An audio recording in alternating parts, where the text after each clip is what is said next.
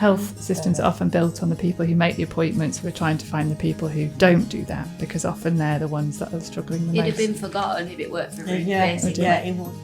Hi, I'm Laura Nielsen and welcome to Hope in the Deep End. We've put together this podcast to inspire us all to keep working in areas of deprivation and poverty. We're sharing best practice, stories, outcomes and some interesting thoughts and ideas. So whether you're working in primary care, secondary care, the charity sector or any of the other myriad of roles, please listen and help us to keep each other inspired.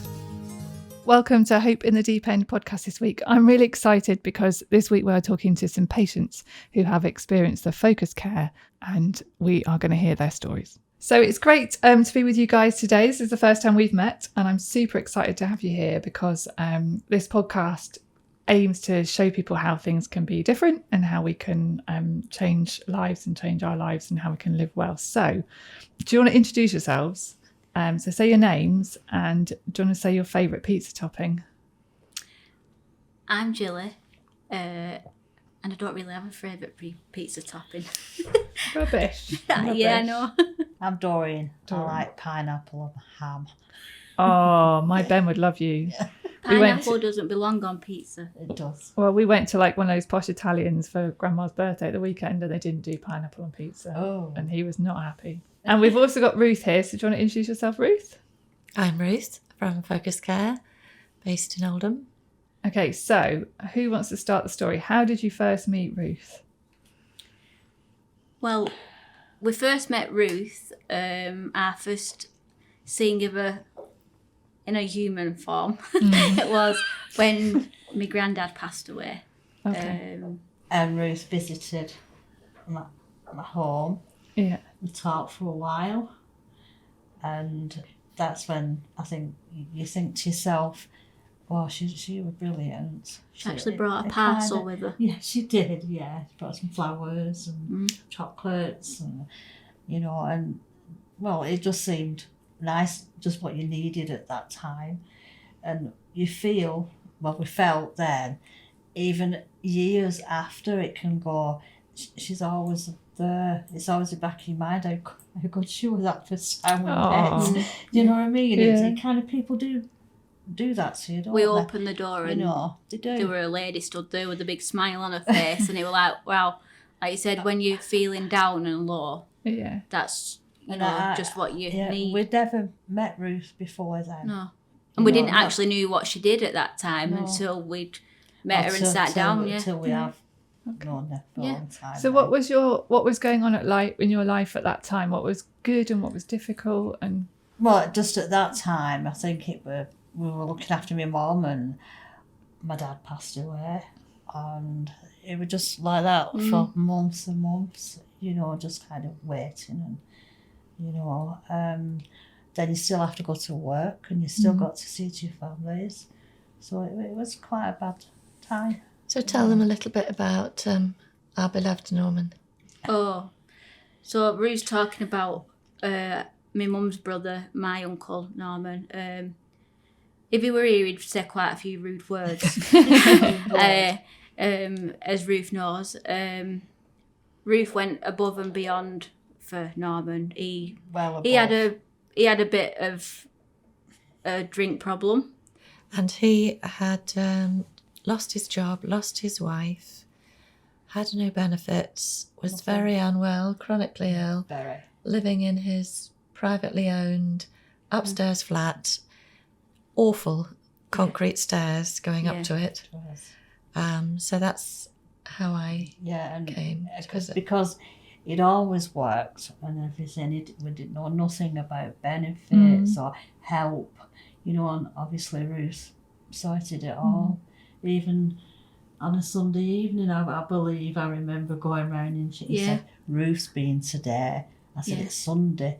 He said, I know. And he even put dates on his calendar when he was Well, you actually did that, didn't you, Ruth? You used to have to actually mark his calendar for him. Yeah, that's what I said, yeah. But so that was the biggest he trusted help. Ruth, though, didn't he? Yeah. Norman weren't a truster. No. He thought, he's always done for himself. And my Uncle Norman trusted Ruth to help and to, he was one that had said to you, can you get in touch with Ruth, or he'd get in touch with herself. She proper did trust him. Yeah. So Ruth, how did you come to know Norman? How did you pick up Norman? I think he was one of the invisible patients that things didn't add up with. Was he good at coming to the surgery or not? No, he never came to the surgery. So he got found because we were looking for people who didn't come. Yes. But had illnesses. So that's quite interesting, isn't it? Because health systems are often built on the people who make the appointments or give the phone calls. Yeah. And one thing about focused care is that behind the scenes in the doctor's practices, we're trying to find the people who don't do that, because often they're the ones that are struggling the most. It'd have been forgotten if it worked for Ruth, Yeah, basically. yeah, it would. Yeah. I mean, it's all right being a sister, you know, and you've got an And a uncle, niece. but when you don't know yourself what to do, you don't do it because you don't know. He wouldn't ignore Ruth because she, you know, he thinks she can be quite brutal when she wants to be, in a good way. No, I've been on the end of that. Yeah. But in a good way, that it's like, oh, Ruth, you know, Ruth What texts me and I Ruth need says to do, us, yeah. You know, yeah. If he didn't want to go to hospital, you'd only have to phone Ruth and he'd march there. I mean, yeah. So you know, Ruth were a good, like, threatening thing to him as well, in a good way. Sergeant Major Ruth's coming round Yeah, it's true. with flowers and a tough love. Yeah, yeah. Although it didn't shift his housing, did it? No. He would not He move would his not. house. No, I tried no, everything with the house. Yeah. You did. He was didn't you? stubborn. That's what it is. Even to the fact yeah. of finding different places where I'll Yeah. take you and show you. It were always tomorrow with Norman, weren't it? Yeah, I'll go tomorrow. I'll go tomorrow when I'm feeling okay. What things did you manage to get changed between you? Because obviously you love Norman a lot. You can hear that and see that from your faces. So between you and Ruth and the other services, what things did you manage to get changed? Obviously he wasn't going to move out of his flat, but what did shift? The way Norman was. He seemed to change. Did he? More than us. Mm. You know, I think he did. You know, he kind of did try, and then well, I don't know if it were Ruth, it must have been because it wasn't me. His medications, he started taking them, you know, and which was something he wouldn't do. And he always used to ask me when Ruth were coming. And in So Norman's head, I think when he were getting better, even though he should have been getting better, it was when Ruth were talking about different homes, he could go to a bungalow. It was set in his head what he was going to do that one day. That would have changed. That would have changed. He wanted. He used to just sit and drink, basically. Okay. You know, and then obviously when Ruth started seeing him, you'd give him a pep talk about drinking and all, he wouldn't kind you? of had visions, if you know what I mean. Yeah. You Like know, hope, a bit of hope for the future. Yeah, like I can do that, and I will. I'll do that. That's good. He never. He did. He Yeah. did try, didn't he? Yes, he did. You He know, but he would have never done that for us. Yeah. You know, no matter what. So I think somebody You out of the know. family sometimes, like Ruth, who is constant, and you know that familiar face and that sound. Sometimes that's what you need. And how long, Ruth, did you know Norman? How long did you work with Norman? Yeah, I think it was about 9 months. I mean, he did die, so Yeah. he has died. That was chronic conditions, but it was, if you can have a good death, it was a good death, wasn't it? Yeah. Yeah.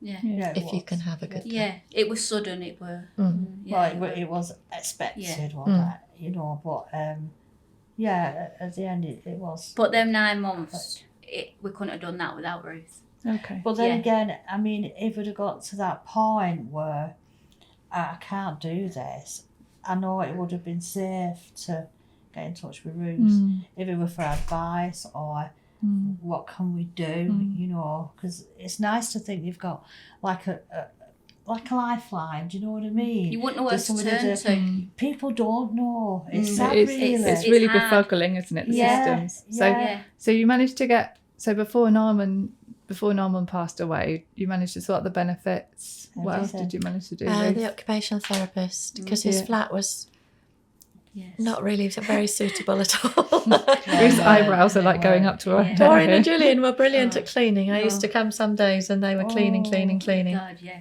You got bars and a bath chair for him, didn't you? And Everything, yeah, all the things you you know, desperately need. you know, like the Ocky elf would come and say, move that rug, and like he hadn't, so But it Ruth would tell him off again. For us, no But- matter how we tried, you know, it's them. They'll come back tomorrow, you know. But well, no, for Ruth. So we got got his money sorted, got the flat a bit Everything. safer, Yeah, got it a was bit safe, it more was clean, brilliant, yeah. got him taking some medication, Yes, even yes. bowling up to hospital occasionally. Yeah. He Did he manage to shift his drinking at all, or was that always like an ongoing? He did was a kind of bit- cut it was a down, bit didn't up it? and down. Yeah. I mean, we refused to go for it, didn't we? We wouldn't buy. It's so difficult as families. Buy Yeah. it. But he got a neighbour to do it. Yes, I did have words with the neighbour. Yeah. I remember. This is where the brutal Ruth comes in. Yeah, like this is a chess game, Yes. and Ruth makes a Yes, move, and then yes, there's another neighbour found. definitely. We really did try. Yeah. But, you know, I mean, I don't know what would have happened if we didn't have Yeah. it. And he kind of started, when he got his benefits right and things like that, he had this little routine of what went out there, his water bills. He did. And I think you routine. kind of give him that routine of Ruth So give him that understanding routine. your own Yeah, money. he had it all Yeah. on clips. He put it all on, Yeah. you know, water, Yeah. this and that. So all on before little Ruth, clips. he Yeah, kind did, of started organising. Yeah, so know, it so, was yeah. it was good and it helped us as well. You Yeah. know, so Kind of give us a break as well, didn't it? Yeah, Of phoning and it doing did. things and And you know. how about, so there's Gillian and then there's Daniel. Yes. Daniel's my brother, your son. Daniel has issues with, well, he still does, with drug abuse. He's been like that since very young in age. late teens, I'd say. And again, before we went to Hilltop, before we changed doctors and seen Ruth, nothing kind of... All he got was a sick note every No month. looking why he's got a sick note. Or and why he's got this mental health problem. So again, Nothing, and he wouldn't speak to nobody. He Okay. wouldn't go. When we decided, he does need to go somewhere. and I He think Daniel wouldn't. has kind of issues because of the abuse of the drugs. Okay. It's kind of, he's done it for so long. I think it's had some consequences. and again, now. Ruth But has again, been, Ruth did sort it down, Daniel out a lot. and I think it's been you quite know. a long time with Daniel, hasn't it, Oh. for you? So what's It's happened? been What's a happened with while Daniel now. then, Ruth? I think it was 2019. So he was an invisible patient for sure. Even doing the benefits with him, there's no evidence because he won't go anywhere. Yeah. You won't mix. So so we did people. very well for a season, and he joined the CAP, Christians Against Poverty Money Management course, and looked for jobs. Then he had a family situation, didn't he? Yeah. And so things didn't go so well, but he's now back engaging. So this is the long-term, I think, benefits of focus care is that you can think, but then they will re-engage when they're ready. when they're ready. Yeah. Yeah, you can't force him to. Danny goes off on his own. He'll walk and walk Yeah. and walk, and he lives on his own now. You know. I think he actually, I read on social media, I don't do social media a lot, but when he'd been back to see Ruth, he actually put a big praying thing did. on about He put- Ruth is this and Ruth is He that. And I did. thought, oh God, you know. Sorry, Ruth doesn't do did. social media, so No. she went No, and seen it. but he couldn't Say how thank much he- enough, yeah. even though Ruth couldn't see that. Because there is it another, was like- another side to him. Oh, there's a when soft he's all side. right, Yeah. he's great, you know. but there's also a side it's where he getting don't him want to to do know. things when he should. You know, it's like appointments. And again, I think Ruth it's knows knowing where that help is and where to go. And again, if it worked for Ruth, I don't know where people he'd from be. our surgery who do intervene with like Ruth, I think that's the thing. You get, you know, if you don't like people, and I don't like people, but if you like, I wouldn't like to go to a job centre or citizens advice. I'd want to see Ruth's face where I know who she is and So she's trust is really important, isn't it? Yeah. And a lot. And I think for lots Yeah. of people it's difficult. It sounds like for Daniel that it's that trust has been really key in helping him to get into other Yeah. services as well. Well, He yeah. calls Very me much. darling. He calls you Yeah, darling. oh, Oh, yeah, you're privileged to be called darling. yeah, you are. I'm usually Yeah. called other things. Yeah, no, So- he's, he has changed around. He'll probably change again, but It's a bumpy he always journey, comes But back. it's ongoing with I think Daniel, and like I said, it won't be the last time Ruth will see him. no, You know, heck. I think, like you said, she's our go-to when and Sounds needed. awful. No, I don't mean that in a bad way. It's, Oh. you know, when you're having issues and you don't want your family, it's Ruth's out of the family and it's kept with Ruth, and that's it. Yeah. You know, and And they must have like different surgeries. Must have people. Like Yeah, we do. Ruth. There are Yeah, so Ruth lookalikes around. So it's quite interesting you say that, actually, because Ruth actually pioneered focus care. So she's our first focus care worker. So all of this is Ruth's like setting ideas up. and stuff. Yeah, and actually That's now brilliant. it has spread to other surgeries in Yeah. Manchester. And yeah, one of the things that we like to do is to spread it to other surgeries, because right, yeah, lots of surgeries don't have this. So Really? people either go to the doctors and the poor GPs Oh, have to deal with it all. then people are kind of left out. Yeah. Or Oh. most surgeries don't have something like this. Oh, right. So actually one of the things that we're trying to do is share why this is good. So this is good because as a doctor, it helps your patients to take the medications and look after their health better, Yeah, which is kind of one way of measuring health. yeah, But also as a person, it's obviously so much better, isn't it? As a yeah. Yeah. Do you know that's? Go on. I thought like a GP would have one, for them, everywhere. No. So this is a Ruth thing. So it's in So we're Manchester. privileged. Oh, Yeah. We're very Yeah. privileged then to have That's why you're so our good. Ruth. And she's very, she's Very very, demanding, yeah. If you ring up and ask, it's like, oh, she's such a place today. I'll put you in the diary. Always busy. Yeah. Well, we called in last She night. never stops. 6:00. Still sat there Yeah. doing. And tell us about yourself, because Well, where do I start with me? exactly. So yes, Yeah. Gillian was very, very poorly as a Yeah. child, wasn't she? And it kind of all stems from there, doesn't it? So she had leukemia, didn't she? Yeah. She got a bone marrow transplant off her brother. Wow. So all my ailments as I stand now are due to having chemo and radiotherapy through childhood. Yeah. And a lot of it, obviously, it changed a lot. Oh, can I say, Julie's an identical twin. Oh. So you can, if you see Julie and a twin, even though they do look alike, they were identical, but for size, she's a lot smaller. I think that's how it started me when they were growing up and in their infants, and they start noticing that the difference. So all the things what I have now I find hard, Yeah. I've never really spoke about before. Yeah. And I think just sometimes life gets to you. Yeah. And I've never, as you can see, I'm spinning a spinner what Ruth gave me because I was picking my hands and my mum smacks me in a good way.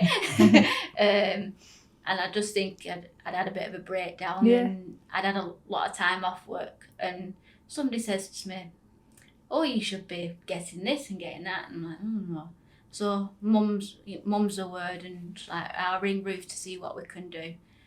And it weren't just getting help for me money wise where I need it for different things like OCD and things like that. It were she'd sign me up to go to a clinic.